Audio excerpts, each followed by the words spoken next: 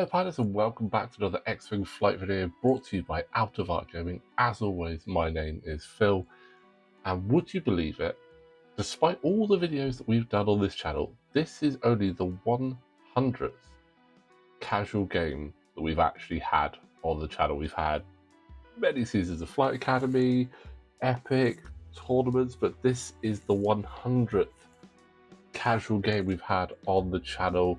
And today it is Separatists versus Scum. It's Assault at the satellite array.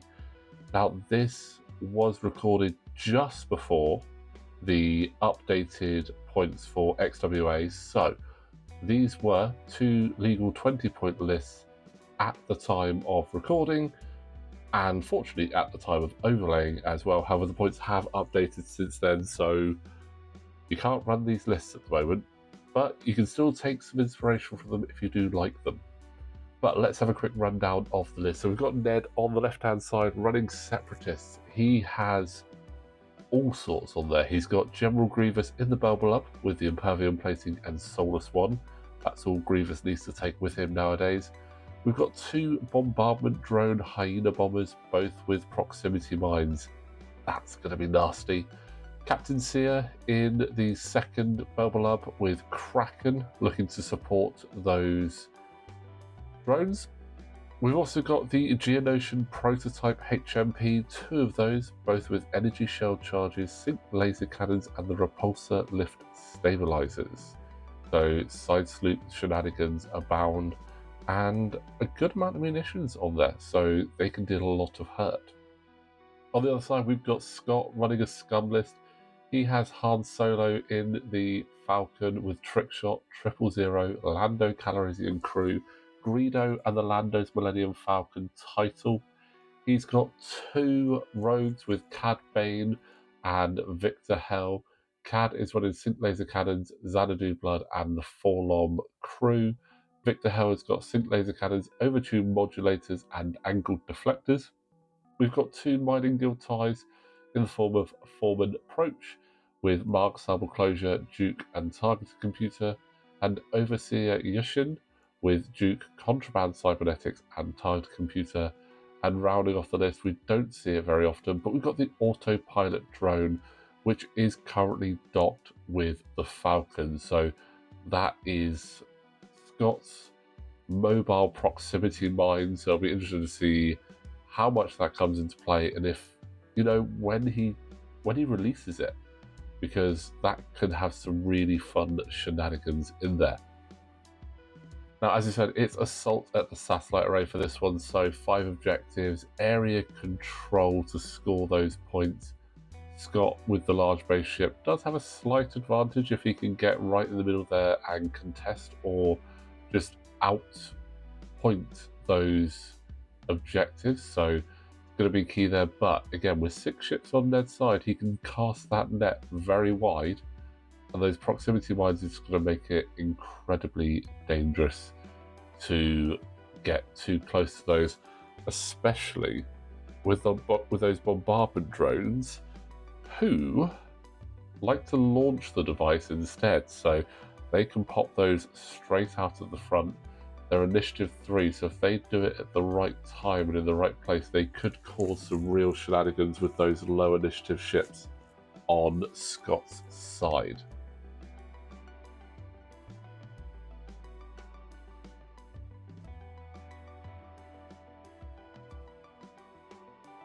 And Ned's gone for quite a wide approach there. He's kept Sear in with all of those droids to really benefit from Kraken, allowing him to keep hold of those calculates. So during the M phase, you may choose up to 3 friendly ships at range 0 to 3.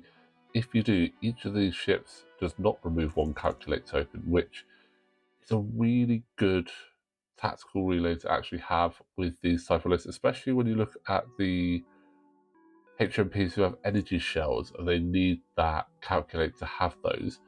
Allows them to calculate early, keep hold of them, and then get the target lock later so that you can use those for the HMP's networked aim ability, which means they're allowed to re-roll a attack dice for each friendly lock on the defenders. So a calculate and attack dice, that's going to be really good fun for them there.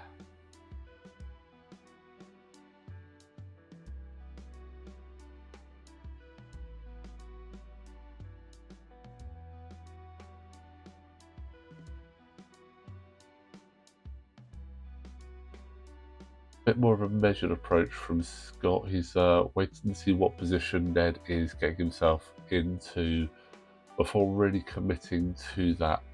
Obviously, those TIE fighters are going to be quite handy. They can jump through those obstacles, being the modified ties. So while you move, you ignore asteroids.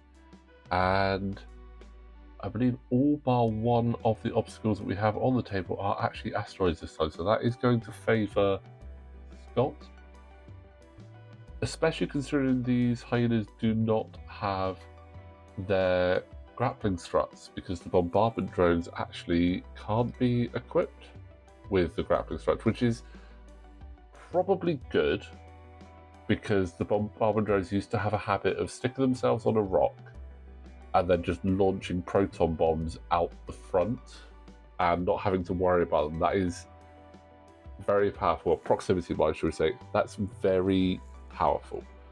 And you definitely don't want to be coming up against that, especially if they get onto a rock early, drop a prox mine in front of them, 90-degree turn, drop another prox mine, and then just turn into a very well defended turret.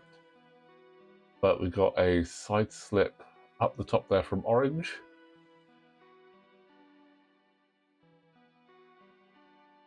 Keeping quite a wide net there, got the double calculate now from the Kraken save earlier, which could come in quite handy, because if those rogues go in slow, could be at risk of being sync lasered and not getting that range 3 bonus because they're calculating.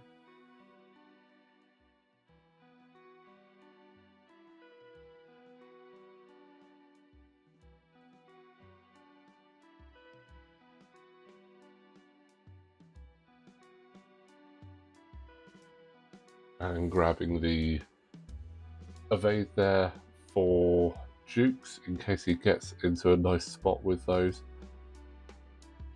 Obviously, modified ties, we don't see them very often, so let's have a look at those pilots. We've got Form Approach, Initiative 4, 3 points at point of recording.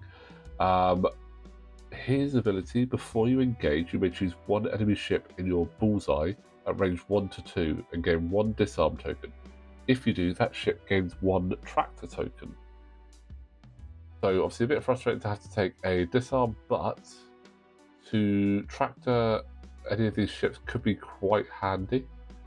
And Overseer Yushyn, before a friendly ship at range 1 would gain a disarm token. If that ship is not stressed, you may spend 1 charge. If you do, that ship gains 1 stress token instead. So, a very clear combination of pilots to work together. I really like that. Something else I quite like as well, which is an interesting one, with Victor Hell. He's got the overtune modulators. Now, after you defend, if you did not roll exactly 2 defense dice, the attacker gains 1 stress token. With the overtune modulators, when Scott triggers that, he's going to gain 3 calculate tokens. But during the end phase, if his charge is inactive, for each green token he removes, he'll gain 1 strain token. So if he doesn't use any of those calculators, that's 3 strain tokens. You only get rid of 1 a turn when you do a blue. So basically, from that point, Victor Hell is likely to be strained. I mean, he's going to be rolling less evade dice, which, whilst not ideal overall, in that he could go down a bit quicker, stressing your opponent out, making them more predictable to read, is going to be a very good play for Scott there. So we will have to see exactly how that plays off, but I do like some of the combos we've got in here.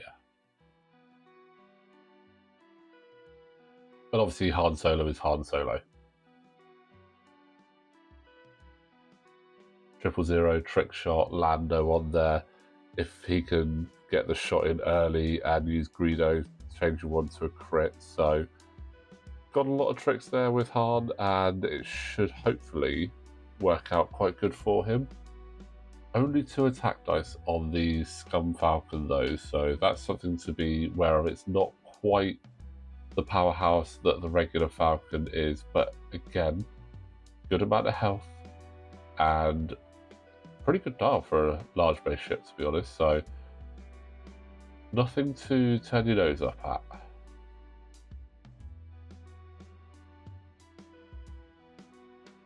We're going to be getting into some of our first shooting, so Han going into Grievous.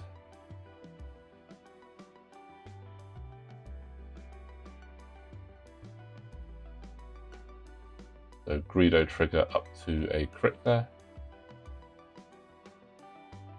Ooh, and that is going to be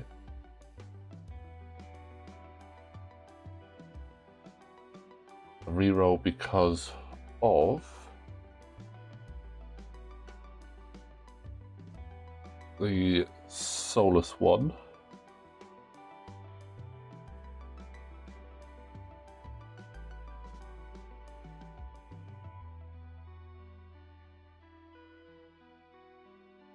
Not sure.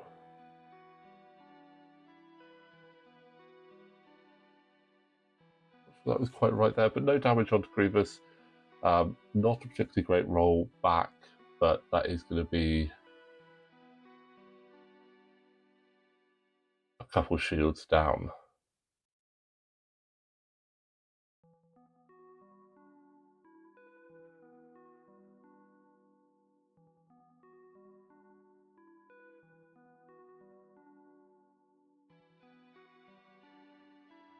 So checking the arc on something there. Seeing if Approach has arc on Grievous. Looks like he does. But Grievous has got plenty of evades there, so nothing to worry about there.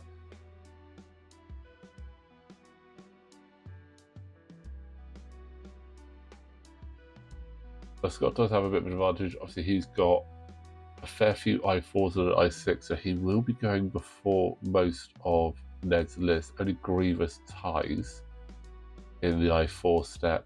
Obviously, you've got Overseer Yushyn, who does tie with Sear and the Geonosians, but in general, if Scott can get these attacks in and working, he could be in a good position to stop some shots coming back his way, but not panning out so well so far. The red dice are particularly cold for Scott at the moment, but they can warm up quite quickly and spike quite hard, so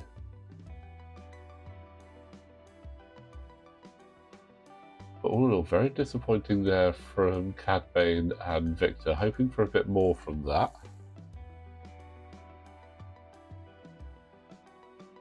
But just checking all the threes, no shots from either Bombardment drone or Sear, so moving on up to the Geonosians, who have range 3. Looks like going into Cad Bane with the sync laser cannon, so no additional evade dice for Scott. And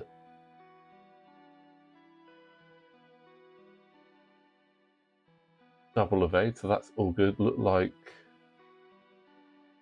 2 hits and a miss there.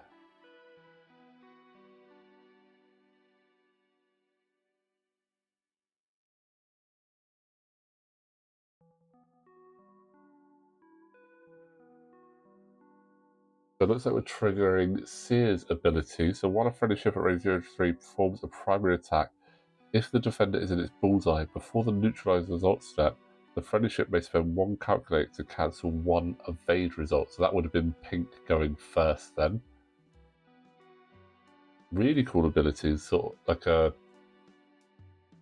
kind of like a spread around juke, which is going to work quite nicely. Obviously, with the Separatists, a lot of their ships being droids do have calculates, so another benefit to having Kraken on there to hold those calculates.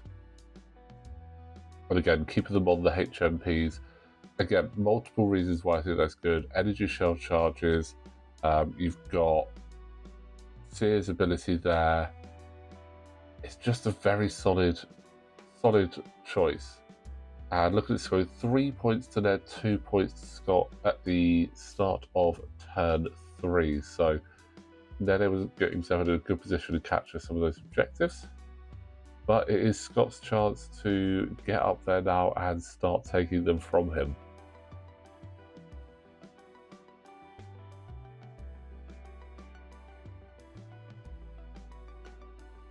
Arna's got to be very careful with the lane he chooses to try and get through there. Large base ships can be very awkward in amongst all those obstacles, so we'll see how well he manages to maneuver that. But another side slip from the HMPs up there, so this time it's pink side slipping, looking to catch those rogues as they turn in on the rest of Ned's force and try to get them in a potential pincer. So will we see the bombardment drone come in down there to close off that little gap there in the middle? Scott just checking the Repulsorlift Stabilizer card. So again, really good upgrade there. The Repulsorlift Stabilizer, so inactive setup. Equip this side face up and reduce the difficulty of your straight maneuvers. After you fully execute a maneuver, you may flip this card. On the active side, after you reveal a bank or hard turn, you must perform that maneuver as a side slip, then flip this card.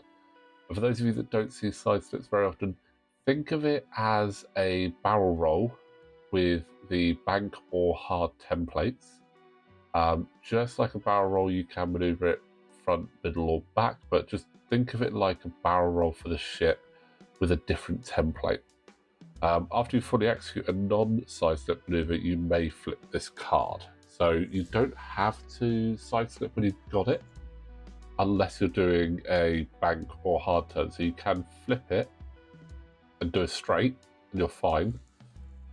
But then if you do the side slip, you have to flip it. So that's what Scott was checking, because orange side slip last turn, pink is side slip this turn.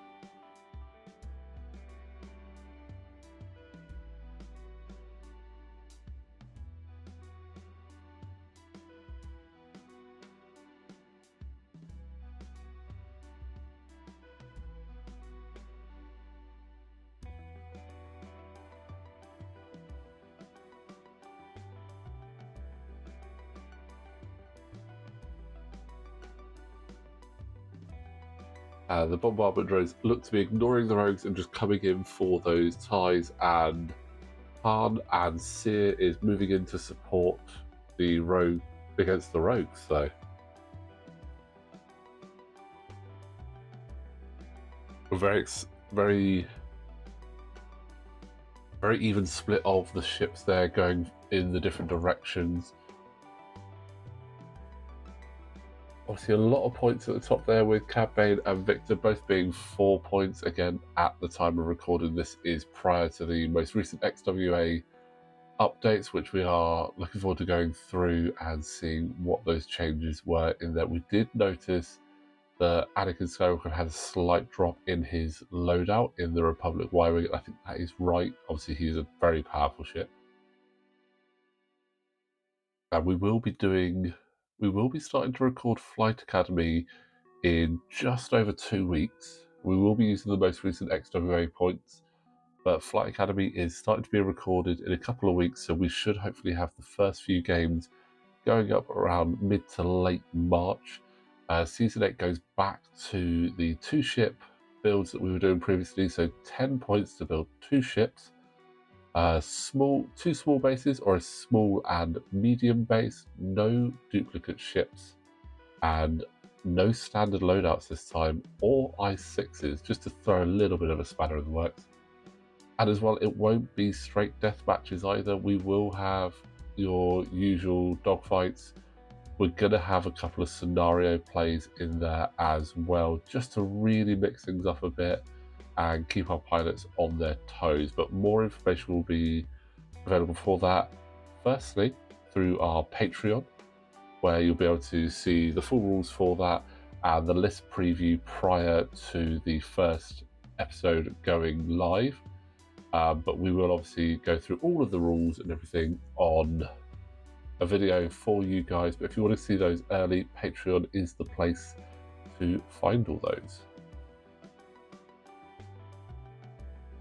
Oh, Grievous looking to get right in the way of Han there. But looks like almost ignoring Han and going in for the TIE Fighters. Interesting choice. The TIE Fighters combined are worth the same as Han if you take into account the Autopilot drone on there as well. But making the decision to essentially leave Han is definitely a choice there. We'll see if that works in Ned's favour, but he's got a lot of guns looking down on those TIE Fighters, but TIE Fighters have a lot of green dice and they can be tricky to chew through those green dice quickly and effectively.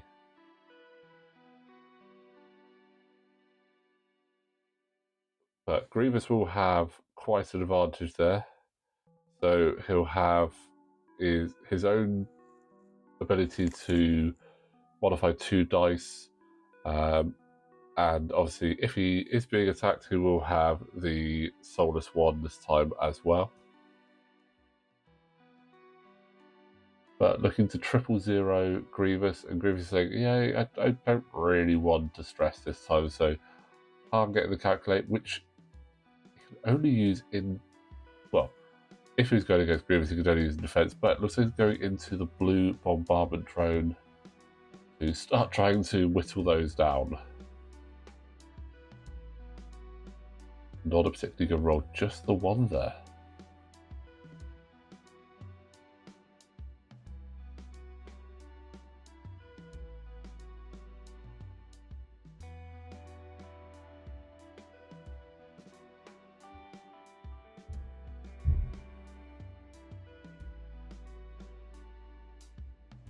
Spending the calculate to re-roll one of those dice, but alas, no effect this time. The bombardment drone is absolutely fine. More importantly, has not had to spend its calculate in defense.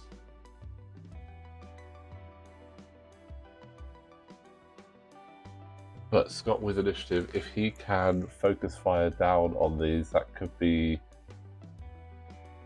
pretty good. Checking for bullseye with approach for Duke.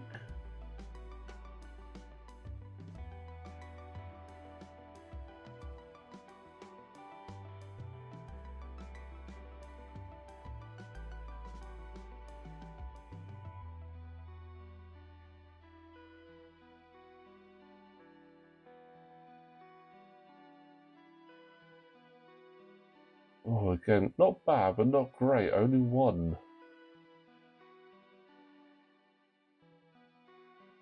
Because there's no evade there right now, Duke will not be able to come into play, but that was actually going into Captain Sear there, so trying to get rid of that Kraken.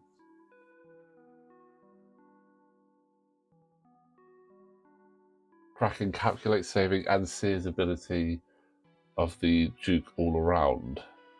But let's see if these rogues can have much better luck, but these dice have just gone rogue on Scott. That is another blank out on the attack. Really unfortunate there.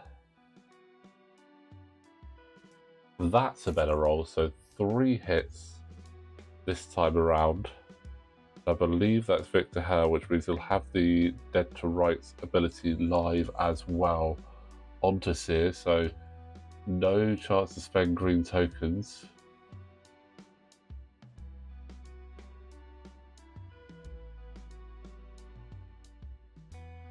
Actually, apologies, that was Cad Bane and he's triggering Fall on there saying, nope, you can't use your focus. Giving himself 2 stress, but spending some charges there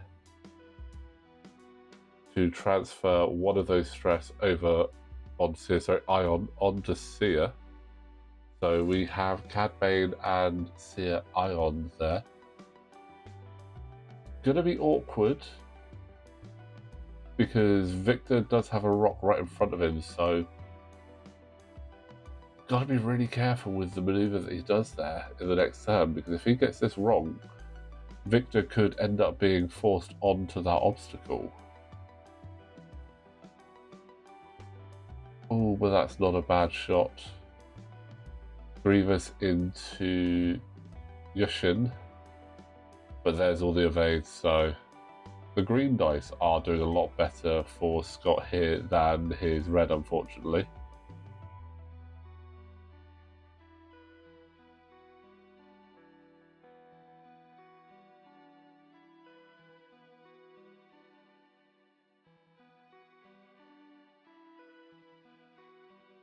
And Bombardment drone going into,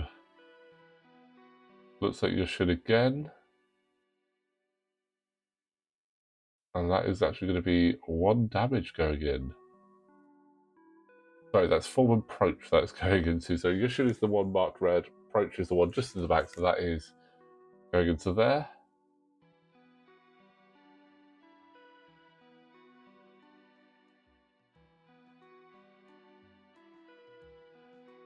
This time all of the evades required to say no thank you to any more damage. So a lot of shots being shot, but not a lot of damage around so far. So Sear's taken 3 at this point. Khan's taken 2. And Proach has taken 1. So not a lot of damage so far.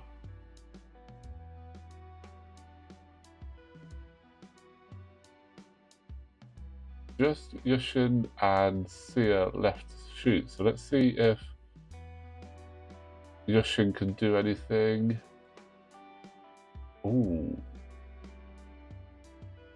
That is a console fire onto Captain Sear there. And Sear still needs to shoot, but it's a crit, so it's fine. Console fire only triggering on a hit, so Sear is still going to get a chance to shoot, and that is really unfortunate for Scott, putting 4 ships into Captain Sear, and he is still up. Still has Kraken live, and still has his ability live.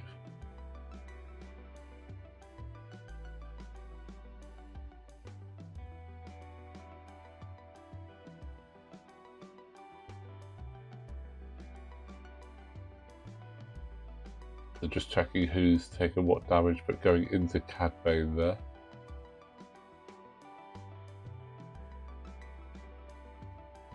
Oh, 4 red dice and 4 blank out. That has got to hurt. That has got to hurt there from Sear, but can the HMPs do any better? Checking for range, see if they've got sync laser or any bullseye.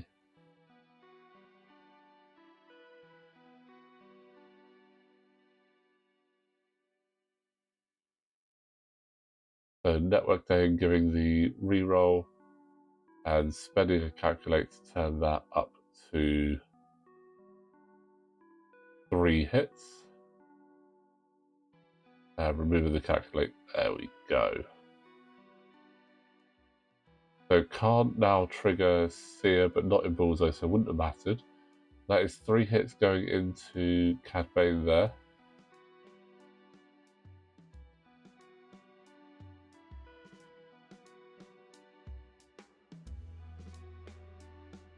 So shield and hit.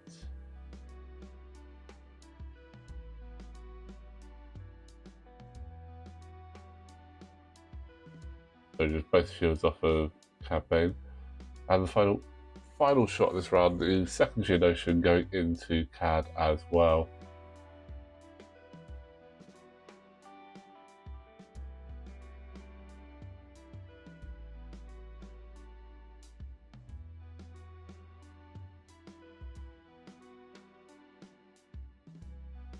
Two more damage onto Cad Bane there.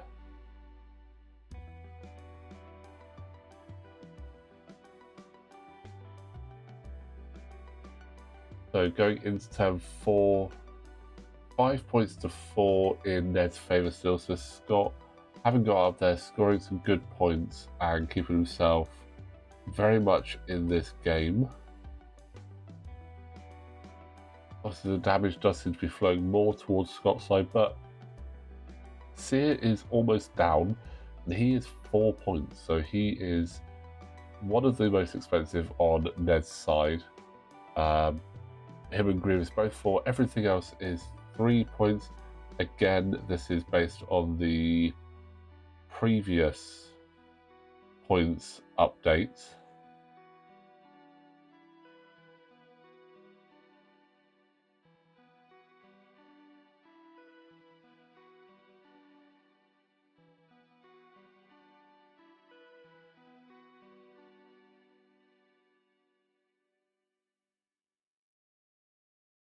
And here's the overtune modulators from Victor Hell.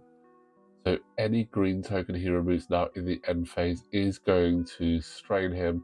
And there is a prox mine right in the very center of the board, right in front of Yushyn. It's going to be interesting to see where he's aiming to go. Did he anticipate the prox mine and turn off to the right, or will he go straight over it? And judging by that, he has gone straight over that, so he's going to be taking a hit and rolling 2 dice. We could see Yushyn go pop right now. But very well placed proximity mine from that bombardment drone there. So 1 damage and 1 more damage. So still up with 1 for Yushyn.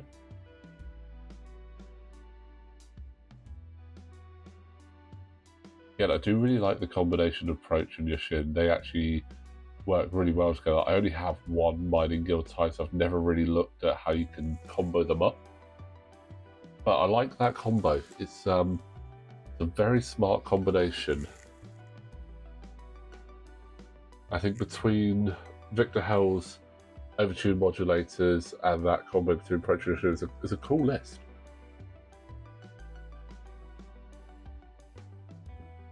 And again, Kraken on Sear. With Sear's ability as well, that's a nice combination as well. That it'll be interesting to see how that plays off. But looks like the HMP is taking the option to get in right in behind those rogues, especially with Cad having to do the ion move this time, which is going to be blocked by Sear as well. So Cad might not be going really anywhere. Be curious to see where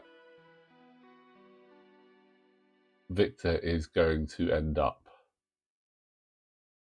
That's the one I'm more curious about. Does Sear just goes forward, misses the rock.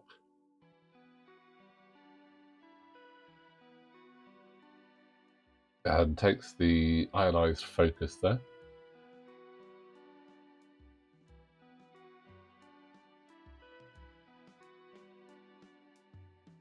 So it's a good job that Yushyn did go left there, otherwise that bombardment drone would be eating its own prox mine, and that is definitely the last thing you want to do, is drop a bomb and then careen over it yourself.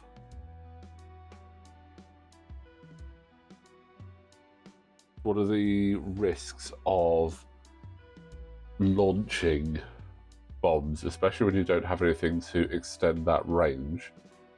So the bombardment drones don't really have any way of doing that beyond range 1.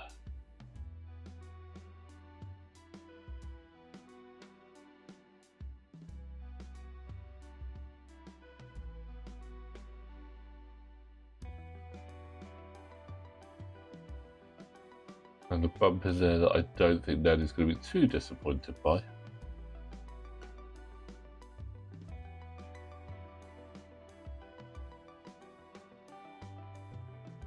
Now, approach doing a straight move. He needs to make sure he clears the obstacle because they only ignore it during movement. And he does clear that. That is incredibly close there. That could have been really unfortunate for that tie. Loving the fact that it could go over it, but landing on it, that's a droid trick, not a TIE fighter trick. So here we go. Where is Victor going? Oh, this is CAD first. Looks like doing the one straight and not able to move because of the positioning of Sear there. But let's see with Victor. It's going to have to be something quick.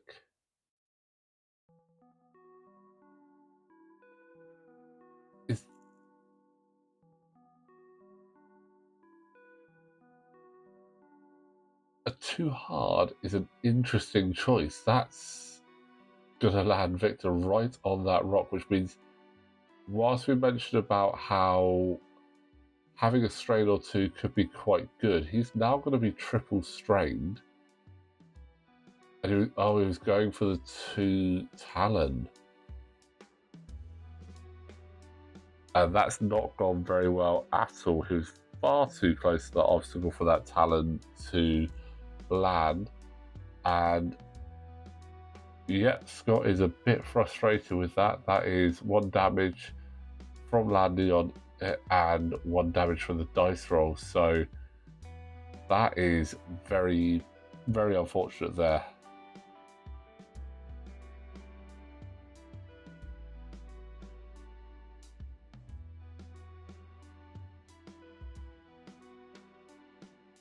Grievous sweeping in to catch those ties.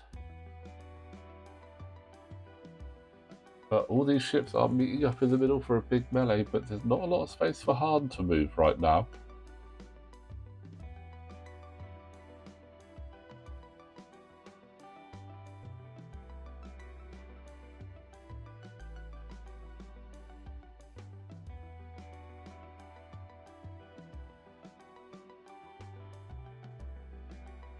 And just moving forward up the board. Possibly going to try and come around and grab that objective over at the bottom left. And not moving his arc, because it looks like he does actually, the arc is front and back, so he does still look to have arc on Grievous.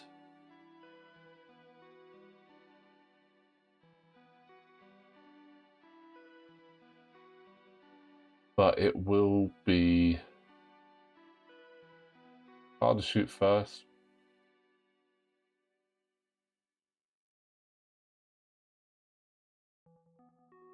And just checking 000 to see who he's going to stress or getting the calculate from. Don't worry, Scott, there are plenty of calculate tokens up there. But Grievous is going to take the stress, which means that does limit harm with only having 1 green token that you can either use to modify both or re-roll 1.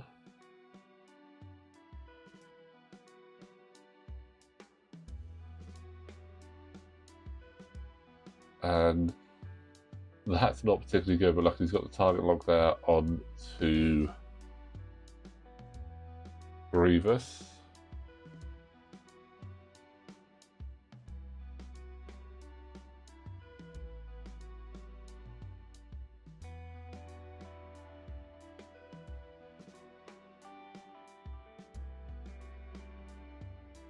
Only a couple of shields in the end there.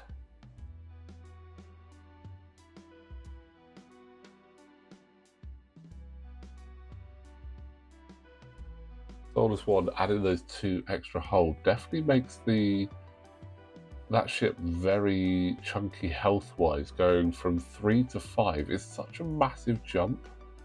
You think 2 extra health doesn't sound too bad, but that's a lot. It also explains why that is a 9-point upgrade Again, obviously along with that, while you defend, if the attack is outside your firing arc, you may reroll 1 defense die. So a very powerful card there.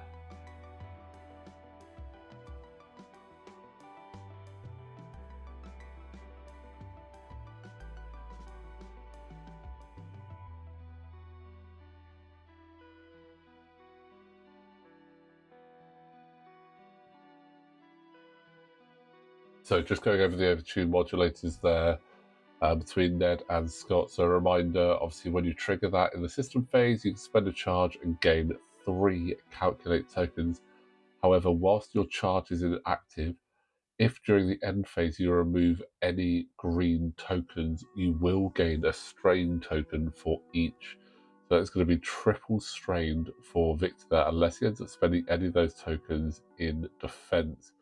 But at this point, Ned could just ignore Victor, knowing he's not going to shoot, and just go all in on CAD with Sear and the 2 HMPs. CAD's only got 3 left, so if he could take out CAD, then he's all in for Victor, and Victor's got multiple strains. He can only lose those by doing a blue maneuver or becoming the defender, so it makes sense to just go in on CAD. But Proach is going to come along and see if he can stop Sear,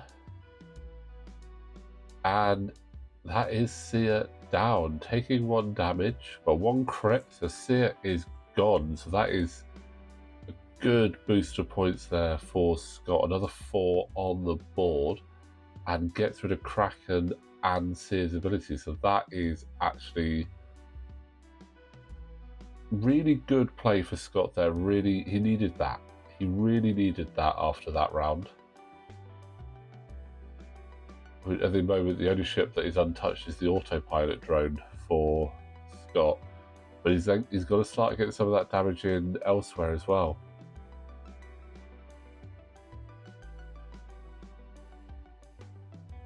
I mean, the Bombardment drones, they've got 2 evades. The HMPs have only got 1, but they do have the extra 3 shields, and 8 health is a lot of health to chew through, even if it is only 1 evade. Especially with how cold the red dice have been for Scott. Almost as bad as for Grievous there. But the reroll getting him 2 hits and a crit, and that is straight into Proach.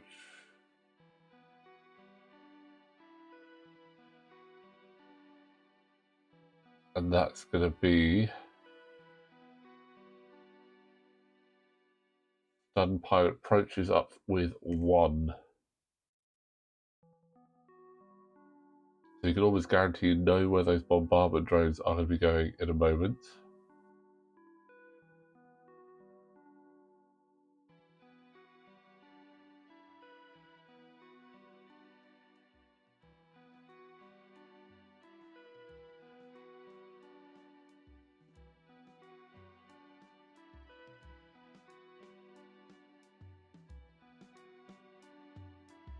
There we go.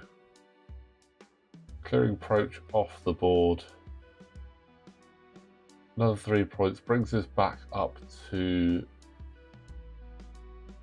8 points apiece there now.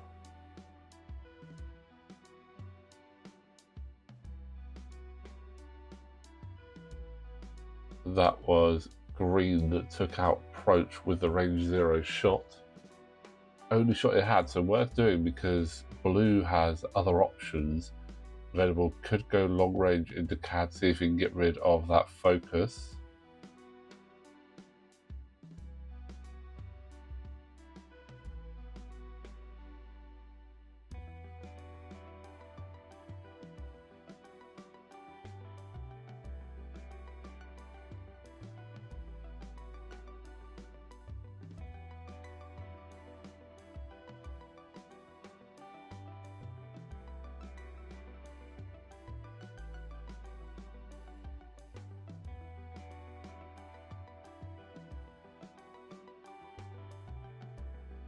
Ooh, does CAD spend the focus or does he take the damage?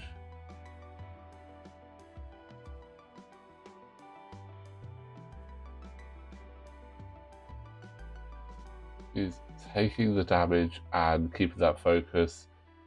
Probably for the best, only going to be able to save one there, so not worth spending the focus on one when he's got some range one shots coming in, so it's better to save it there to see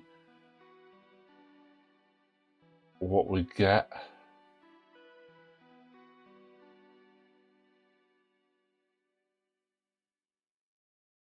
So hit crit from the first one. Gotta spend your focus now.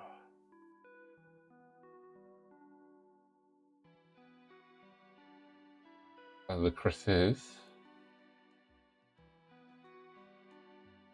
not direct hit, which is important. Damage sensor array on Cad Bane there, but here's the final shot. Can this take out?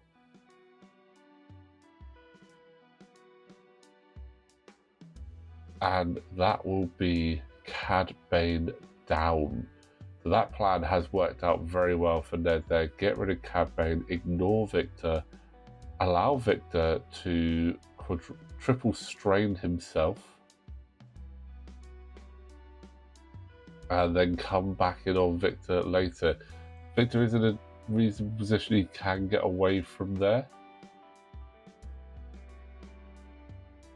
but he should be stressed and triple strained now. And the objective scoring for Ned was pretty strong there as well. HMP is getting that top one, the Hyena is getting the middle one, and I believe Grievous got that bottom right from...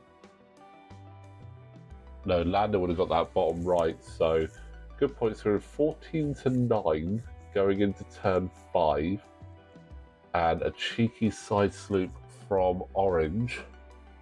Now don't forget the HMPs have a 180 arc, so it's unlikely Victor's going to be able to get himself out of arc there, and looks like we've got the side sloop the other way from Pink as well, so that net is well and truly cast there.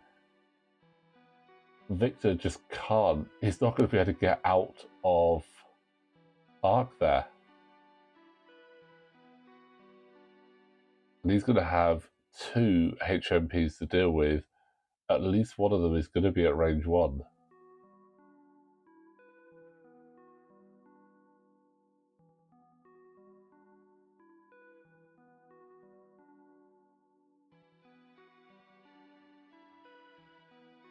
Ooh, more bumping for the ties. The one hard, not going to be enough to get round the blue bombardment drone.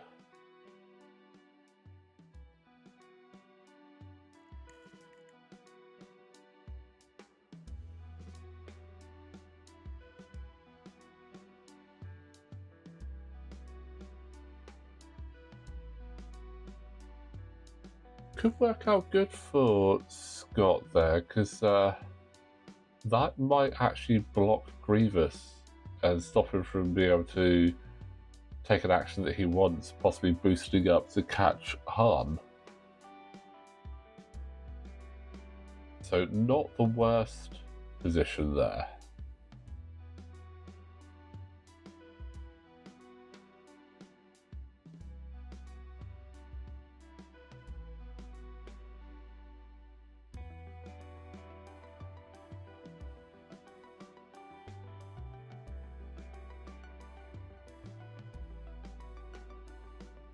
But the autopilot drone coming out was supposed to be in the system phase.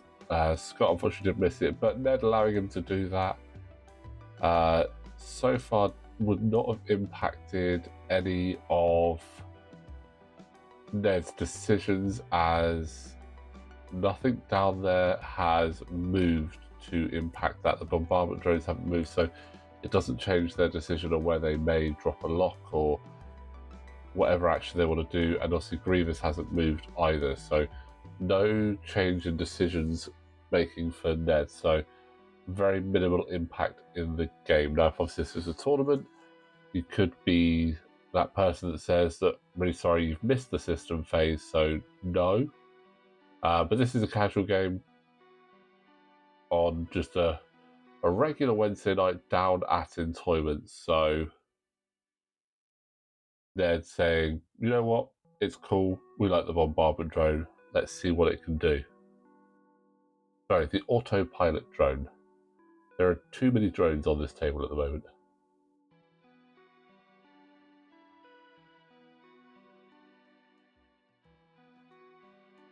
But green just moving off down the board, solidifying control of that objective.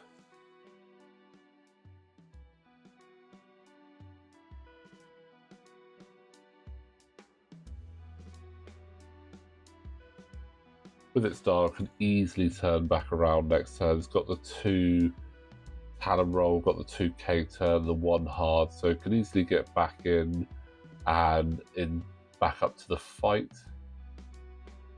And blue, again, just making sure that that middle objective is definitely Ned's. And here comes Grievous just crashing right into Yushyn there. So whilst Yushyn didn't complete his move, that's still absolutely fine. He's definitely stopped Grievous from probably target locking Han.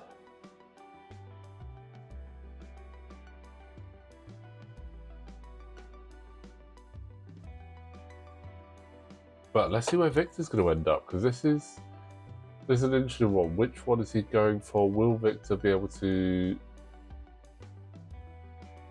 Will he be in range 1 of both HMPs up the top of the board there?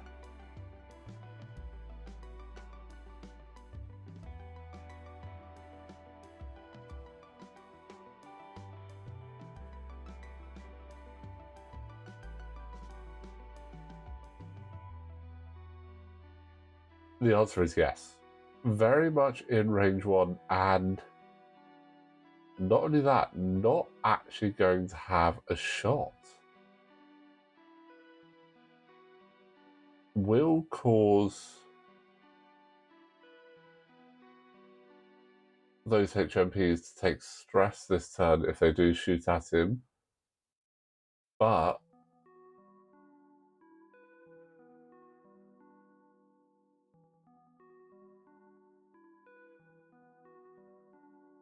ooh, going for the boosts. So might have actually just got out of the side arc of orange there. If he hasn't, that's definitely range 1, but pink has obviously still got a shot, probably range 2.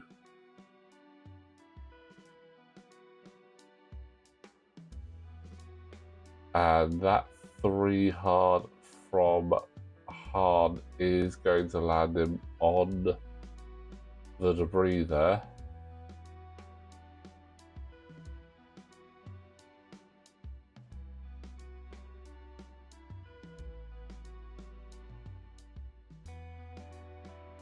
Ooh, less than ideal.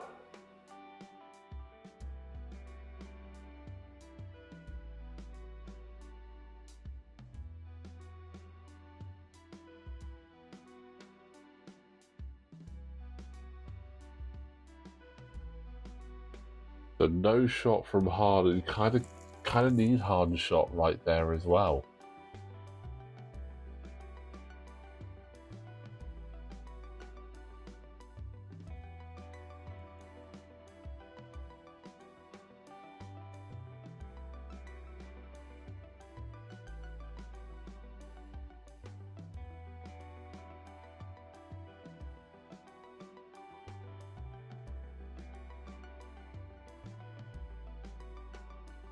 But going to be Grievous go first, and that does mean that Greedo is not able to be triggered originally, so everyone shooting into Han will get that crit. So that looks like,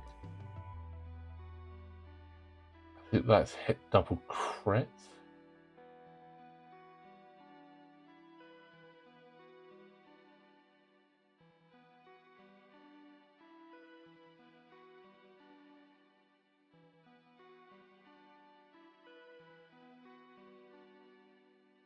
see what we get. So it's double. So wounded pilot. Oh, it's triple crit. So wounded pilot, direct hit, and didn't catch the other crit, but still not good. Probably the only thing that is going to be going in Scott's favour there is that no other ship has a shot at hard, so they can't take advantage of Greedo. So almost a shame we didn't see a sloop or a Talon or a K-turn from those bombardment drones there. They're not going to get any shots further down there, so it's going to move on to the HMPs.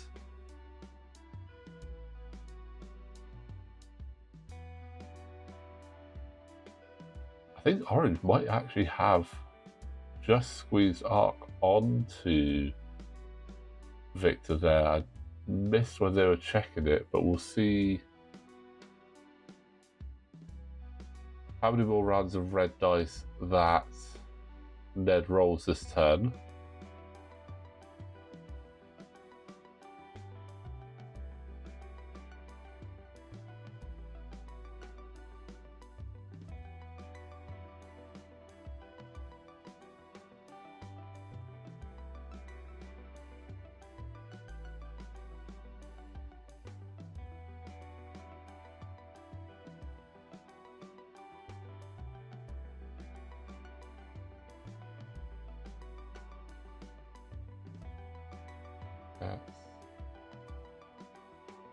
Okay, maybe no Arc on Victor there, but that was Yushyn getting a couple more damage in on Grievous there.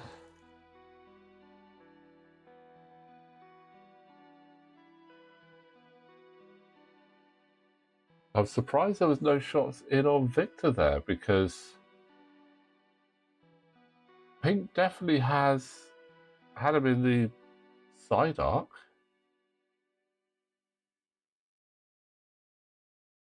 So very, very surprised there, but we are going into the final turn. It's currently 17 points to 10 in Ned's favour.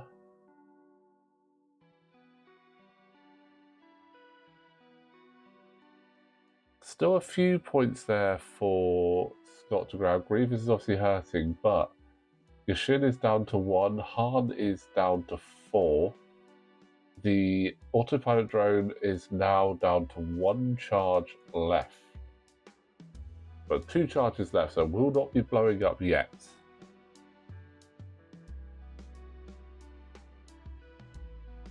But the autopilot drone, so during the system phase, if you are not docked, lose 1 charge. At the end of the activation phase, if you have 0 charges, you are destroyed.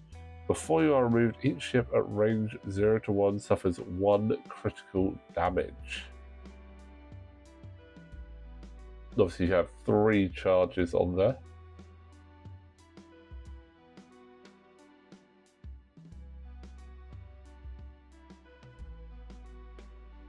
Right now, I think for Scott, it is just mainly trying to close that gap on Ned now.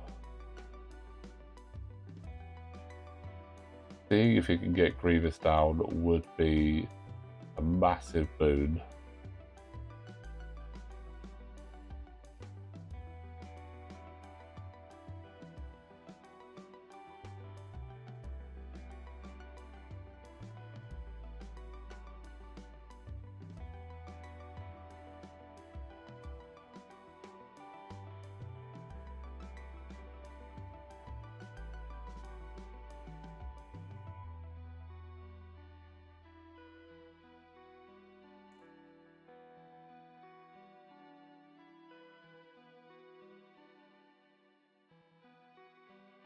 Ooh, pretty aggressive from that bombardment drone there.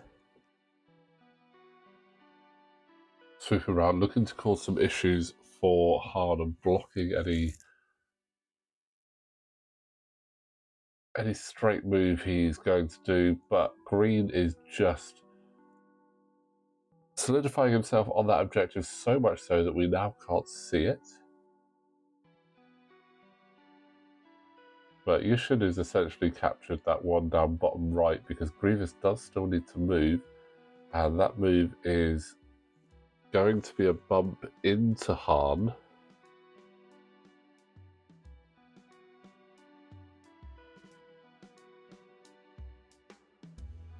I don't think Ned's going to be too disappointed about. Again, would have been nice to be able to get something more than just a focus token, but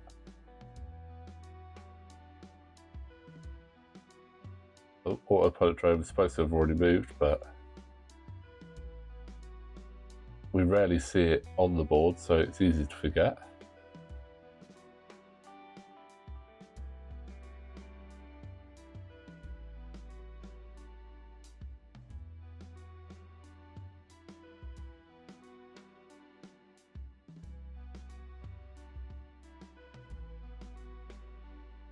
Where is Victor and his many strain tokens going to go?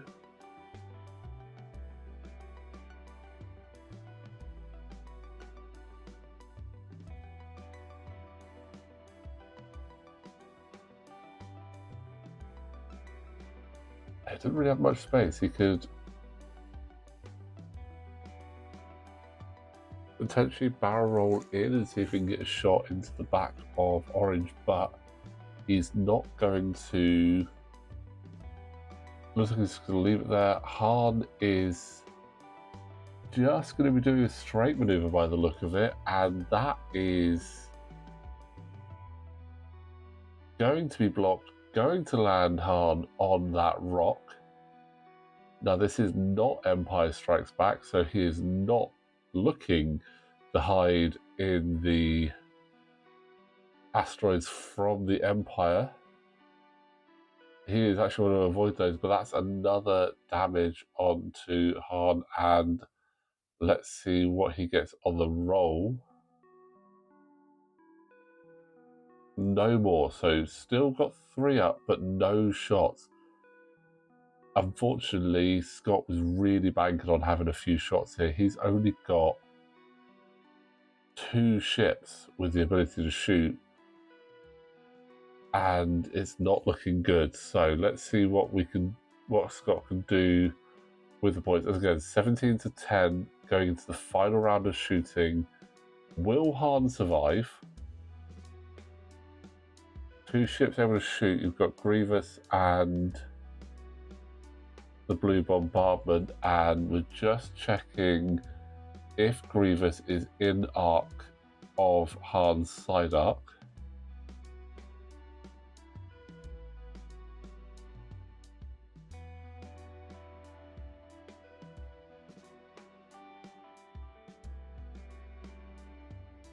Lasers are good, but I do think that where you can, getting the template out is just so much easier, but looks like no arc. That is 2 hits and a crit into Han.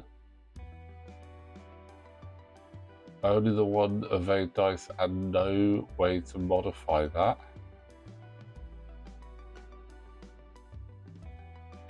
And Greedo trigger out to a crit, so it is hit, crit, crit. That is going to be Han Solo down. That's a big 6 points, 5 points for Ned there. That's going to take him up to 22, so that is Ned taking the game. But we do still have a few more shots to go to see who is going to survive the game and what other points there are. But yeah, a lot of crits going through onto the Falcon. A little bit ineffectual, unfortunately, throughout the game. Landing on the rock twice, definitely not the right. Definitely not what Scott was looking for there, so unfortunate there.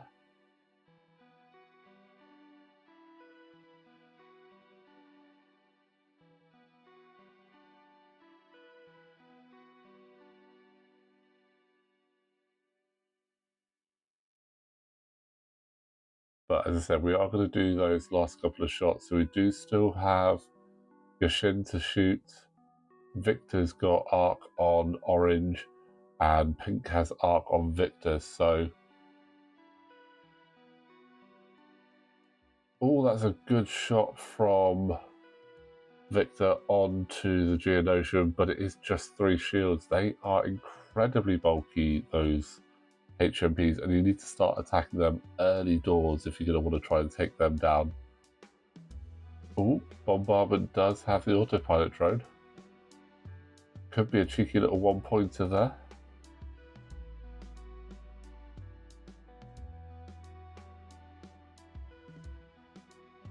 Two hits and a crit, not bad.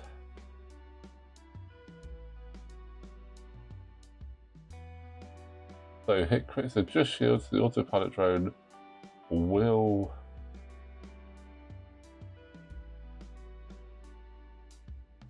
Oh, my apologies. That was actually into Victor, so that would have been... Is that the Geonosian shooting first? Yeah, so it's the Geonosians. Maybe the Bombardment drones were out of range there, but Yushyn for the final shot. Hit crit into Grievous. It's a blank out. So down to 1. What is the crit?